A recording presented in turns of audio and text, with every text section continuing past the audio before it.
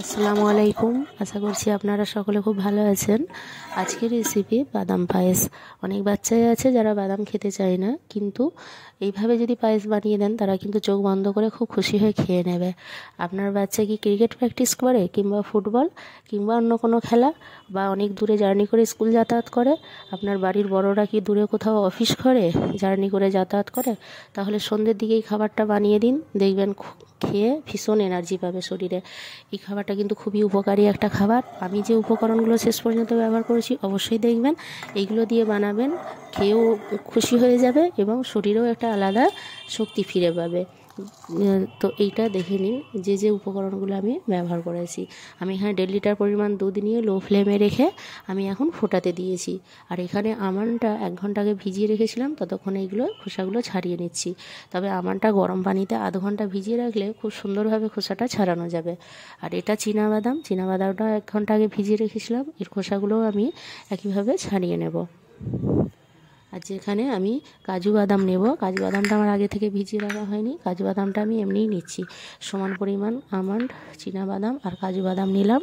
আর এখানে আমি গোবিন্দভোগ চাল নিয়েছি 3 চামচ পরিমাণ, এটাও 1 ঘন্টা আগে ভিজিয়ে রেখেছিলাম। এটা ভালোভাবে ধুয়ে পানিটা ঝরিয়ে নিয়ে আমি এখানে মিক্সচার মেশিনে এই বাদামগুলোর সঙ্গে গোবিন্দভোগ চালটা দিয়ে একসঙ্গে পেস্ট করে নেব। তবে এমনভাবে পেস্ট করব একদম মিহি যেন না হয়, একটু দানা দানা থাকবে, সেই রকম মতো পেস্ট করব, খুব মিহি পেস্ট করব না। আপনারা যারা ভিডিও দেখছেন, যদি আমার ভিডিও ভালো লাগে প্লিজ সাবস্ক্রাইব করে সাপোর্ট করবেন এবং অবশ্যই শেষ পর্যন্ত দেখবেন, তাহলে সম্পূর্ণ রেসিপিটা বুঝতে পারবেন। আমার চ্যানেলে অনেক উপকারী ভিডিও দেওয়া আছে যেগুলো আপনাদের কাজে আসবে, চাইলে গিয়ে একবার দেখে নিতে পারেন, এবং যেগুলি আমি শেয়ার করব সেগুলোও আপনারা সহজে দেখতে পেয়ে যাবেন। আর এখানে দেখুন দুধটা আমি 35 থেকে 40 মিনিট লো ফ্লেমে রেখে নেড়ে নেড়ে ফুটিয়ে নিয়ে একদম ঘন করে নিয়েছি। মানে 1 লিটার দুধ, 1.5 লিটার দুধ, সেটা 1 লিটারেরও কম পরিমাণে এসে গেছে। আর এখানে সামান্য পরিমাণ নুন দিলাম, আর একটু এলাচ গুঁড়ো দিয়েছি, আর একটু কালারের জন্য একটু জাফরান দিলাম। আর এই মিশ্রণটা বাদামের যে পেস্টটা দেওয়ার পর একটু গিটলি হয়ে আছে যেগুলো, ওগুলো চামচ করে সাইড দিয়ে দেখুন চেপে চেপে আমি নেড়ে মিহি করে গলিয়ে দেবো। তো এটা 20-25 মিনিট ধরে লো ফ্লেমে রেখে নাড়তে হবে, প্রথমে ফুটে গেলে। আর তলায় যাতে ধরে না যায় সেই খেয়াল রাখতে হবে, বারে বারে চামচে করে কিন্তু নাড়তে হবে।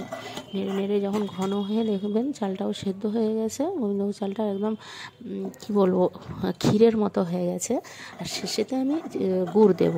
এখন চিনি দেবো, চিনির বদলে আমি এখানে গুড় ব্যবহার করছি। চিনিটা তো স্বাস্থ্যের পক্ষে খুবই ক্ষতিকর, তাই আমি এখন শীতের সিজন গুড়টা অ্যাভেলেবেল পাওয়া যায়, আমি তাই গুড় দিচ্ছি। গুড়টা কিন্তু খেলে কোনো ক্ষতি হবে না, শরীরের জন্য খুব উপকার।